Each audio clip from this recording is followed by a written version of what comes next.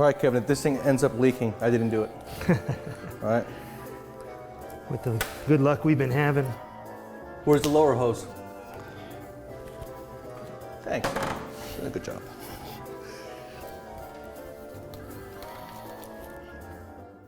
Sam's Garage is brought to you by Brothers Truck Parts.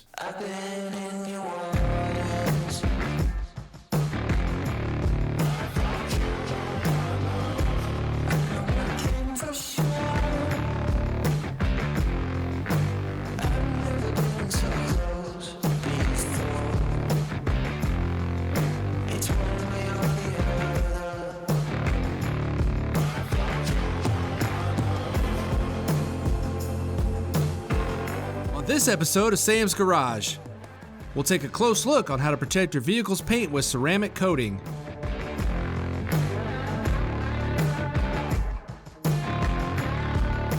Sam will showcase a product from Original Parts Group Incorporated. Sam, along with Kevin Ford, will continue working on the Buick Skylark project.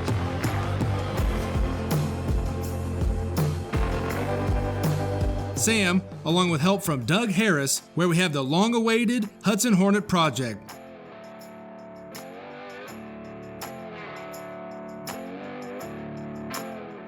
All right, guys, so Joe and I have pretty much shown you what it's gonna take to get your car ready for the ceramic coating process. And it's all about the preparation, how to clean it, and get yourself to the point where you can start detailing it. Now, what we did here, if you see, you'll see two tape marks, because this has a matte black, accent to it on top, and the customer did not want it to be shiny or glossy. So what we did, this is more pliable tape. The yellow is more pliable, so it's nice for getting that tight edge. And then the blue just gives us an extra protection of border. And so that now we are able to ceramic coat it and not worry about that, right? Correct.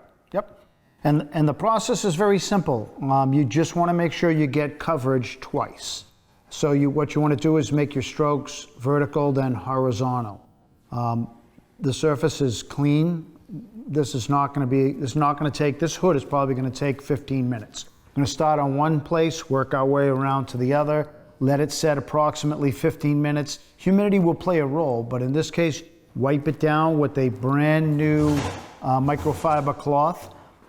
Done. If you want to apply a second coat, you can actually go right over that surface, apply your second coat, same process, wipe it down. And you're not sitting here drenching the pad with a whole bunch of ceramic coating. You're just kind of using a few drops to get it on the car, correct? A few drops is going to go a long way. Again, this is micro thickness. This is nano thickness. Very small amount will go a long way.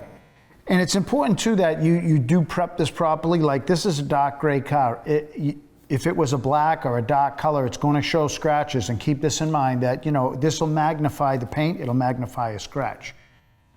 But it'll also give you a nice, clean, hydrophobic surface. From this point on, maintenance on this car will be a charm.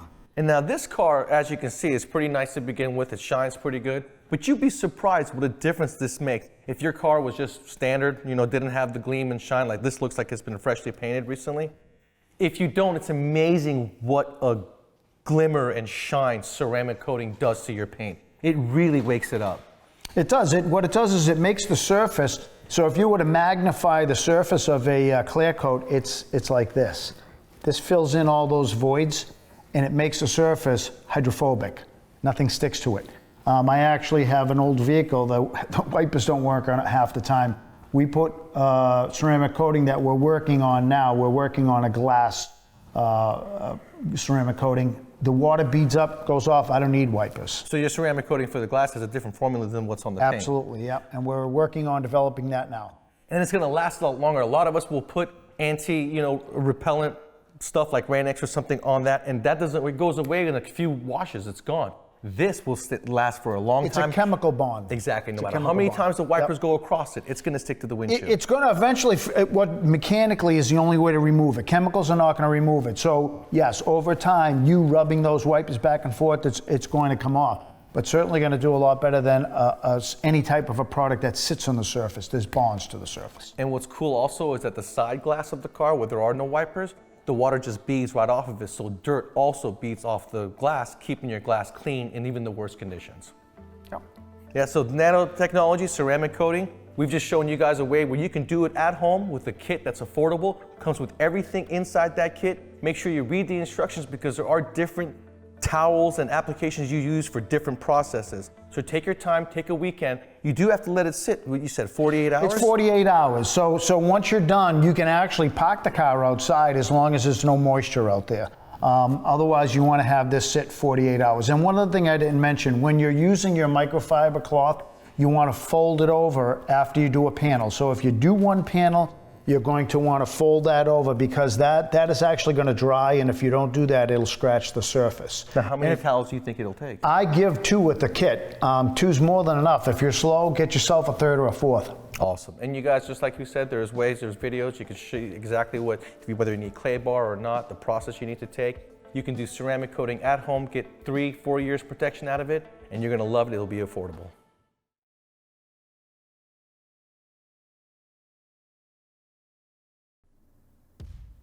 Sam's Garage is brought to you by Brothers Truck Parts. Sam's Garage is brought to you by these fine companies.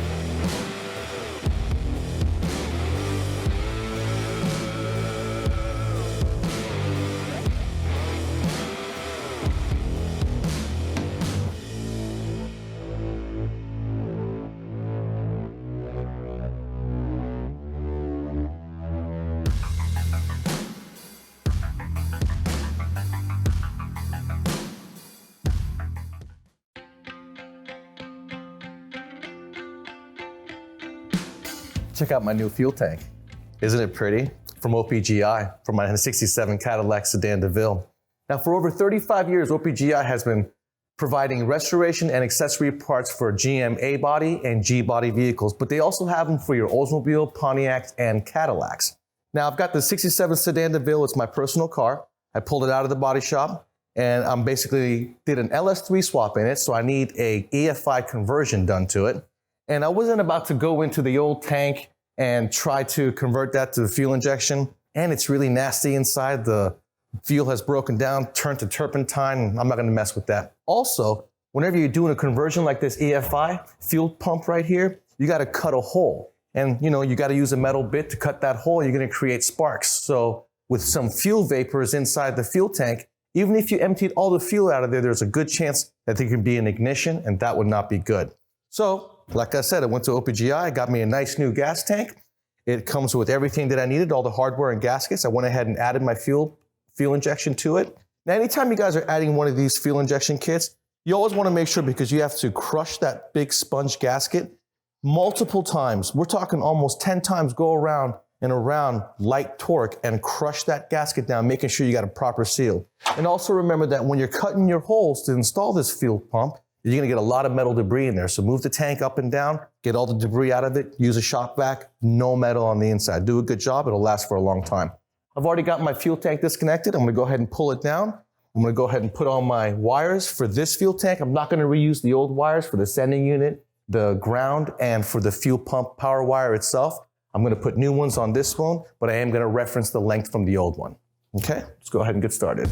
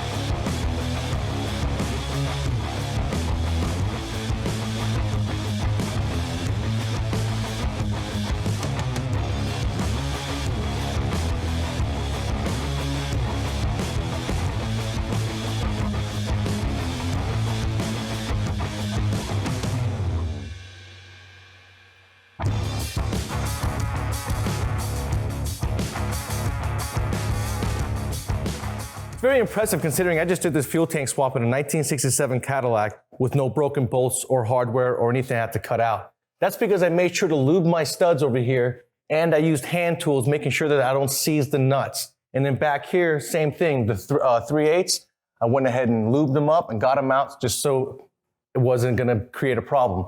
As you can see the fuel lines up here, you guys have to remember that whenever you're running a fuel injection system or even new fuel lines, the rear end goes up and down, okay? So you have to make sure that the fuel lines are gonna clear any kind of suspension travel. So if you notice, I went with the fuel lines through the factory location, up above the cross member for the rear end, down and into the fuel filter right there, and that clears me of everything. I wanna go back and loom my power wire. This Holley EFI system's already got a relay and a fuse circuit, so all I gotta do is drop the power wire, and I went ahead and grounded it with the sending unit. Now you guys have to remember that if you want parts from OPGI, they don't just have classic restoration parts and accessories for like restoring the body of the car, but they also have high performance products like crate engines, suspensions, brake upgrades. Even for your newer vehicles, 2011 Escalades and CTSVs, they got pedal commanders. So I mean, you guys can get anything you want from OPGI. They've been doing this for over 35 years. They specialize in GM A body, B body, Pontiac, Oldsmobile, and Cadillac.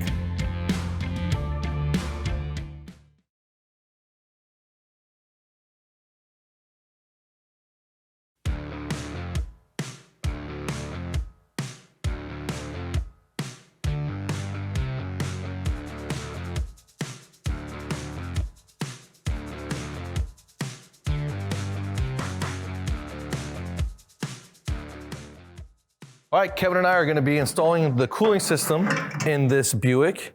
And like I said, we've got a dual fan shroud, aluminum, very nice. But before we do anything, sometimes you have to make brackets for the top. We're gonna dry fit this and make sure it fits.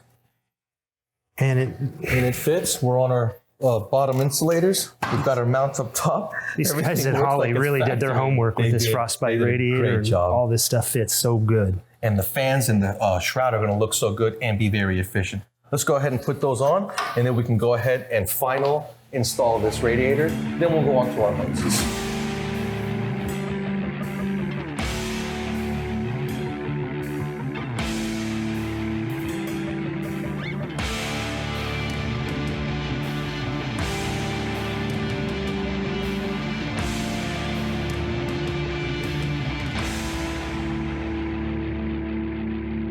That fits really nice. Now we're about to bolt this fan shroud onto this radiator. And before you put screws into your radiator, please make sure that there is an open cavity on the top and the bottom. And I can see an open cavity, and I'm not gonna go into the fins of the radiator and destroy my new radiator, okay? So be very diligent when doing this. That was easy, huh? Simple as that. Let's go bolt it in. Sam, that was about as easy as you can install fans. Absolutely. Here we are, guys. We went ahead and put on our fan shroud, our fans. Very easy install, making sure that you do your due diligence and don't make a mistake or create a problem for yourself. This radiator comes with radiator hose ends. As you can see, they're threaded with O-rings, and they come with different sizes. So depending on what size radiator hose you're using, you can just simply screw in and order the ones that you need.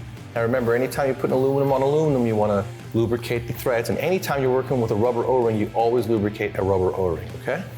Now what's gonna be really cool is if we can get the factory shroud on here, cover all this up and make it look really good. Yeah, and it will fit. If you guys just use your heads and take a little bit of time and use your fabricating skills, you can put that old fan shroud over this nice radiator and really continue the old school look with that engine. There it is. Let's put on our radiator hoses. All right. Yeah, and in this case, we're gonna remove this plastic piece, and I think we're pretty close to where we need to be. Yep. And the radiator already has the fitting for the steam vent, so we're not gonna need that. Exactly.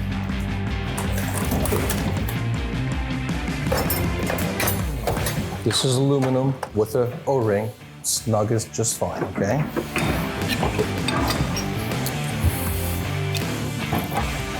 And if you guys don't have a knife like this at home, and you want to cut your hose, you want to make it nice and straight, all you got to do is take a hose clamp, put it over it, tighten it, take a nice sharp razor blade, cut it along the hose clamp, take that piece off, and you got a nice clean cut. This turned out so good. It's so exciting when you get an aftermarket part But Holley does such a good job with their R&D department. They make sure everything fits right. We were able to get that nice radiator, fan shroud, everything installed in this in minimal time, and it fit perfect. Yeah, I mean, we even had, with proper planning, hoses that connected us and worked really well. I mean, we had to modify a little bit. Yeah, but not much. Cut off a little bit at the bottom, and everything worked out good. All we have to do now is run new heater hoses because they're original. We have a 90-degree heater control valve. We need it straight, so we're going to get that. And then we're going to hook up those fans to the Holley Sniper EFI so they work off the Holley. Yeah, and we're also going to throw in a new puke tank because these old cars may not have had one, this being one of them, so that we're not just venting all that to atmosphere because we don't want to pollute. Yeah, we don't want to pollute, and we want to make sure we don't overheat, because even if you don't have an engine swap and you have an older car that didn't come with a reservoir, you want to go ahead and install one, because that way you won't ever have a problem with an air pocket or overheating. Everything will work properly. Yeah, if you've ever been in the winter and all of a sudden your heat doesn't work, you know you're probably low.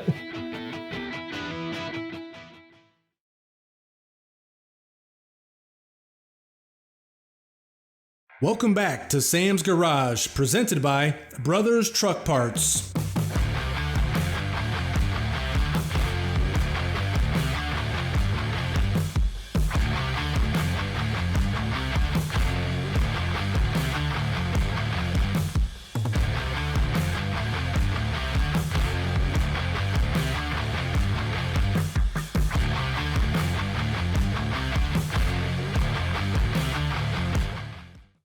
Welcome back to Sam's Garage and the long-awaited Hudson Hornet project. And so what we're going to do is, this is a reverse polarity 6-volt system, and we're going to run a ground strap from the motor to the chassis. One good strong one, you know, thick, making sure both components are clean. Everything's been painted, so we're going to have to scrape those surfaces off. Today's cars are going to require more grounds because you got so much electricity going through it, especially the secondary ignition with all the coil packs that we run today. So you want to have 2 grounds on the block just in case one fails. Then we're going to go ahead and run off of our negative side of our battery over to primary ignition, to the starter solenoid, which we don't have right now. But we do have our voltage regulator. We cannot put that in until the fenders are hung, which Mike's going to do for us.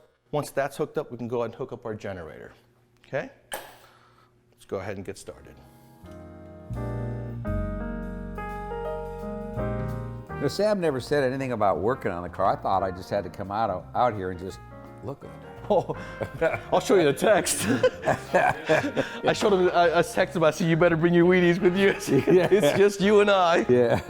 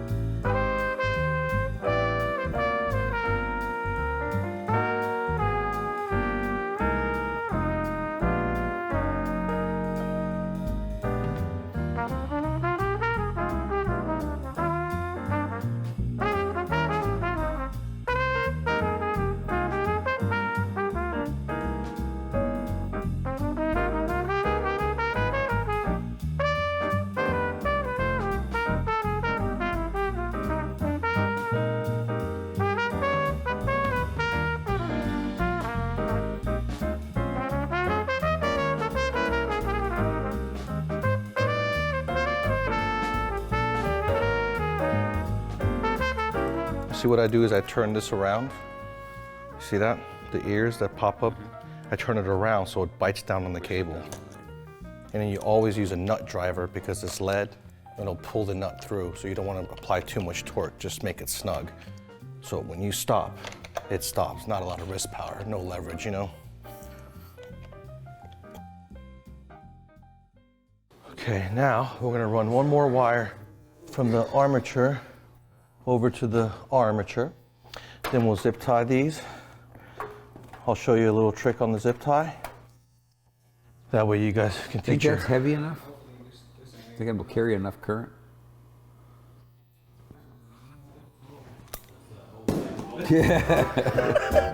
Well, it's twice the size of the original wire. Yeah, so I was saying twice, it's probably 5 times the size of the original wire. Can't have too much, Doug, okay? Yeah, it's got... The old days, this was what regulated the alternator, and the alternator was just a generator. What it does is it regulates the current. What you have is a generator, And you've got to be able to turn voltage onto the battery or wherever you need it. And so what it does is it'll register when your battery's low, it'll charge it. And then if you don't need any more charge, it'll stop it, so it regulates the current. Then a lot of the regulators have points into it, and they'll have magnetic fields that open and closes the points.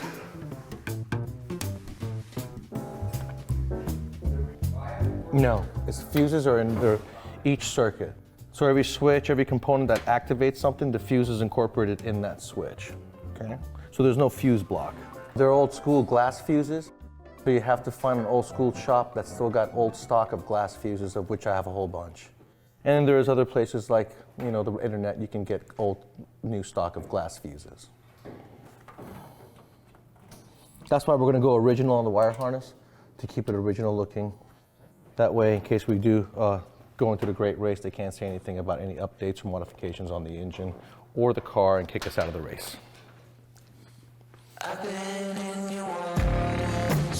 Stay tuned to the next episode of Sam's Garage, where we continue to work on the Hudson Hornet and Buick Skylark projects.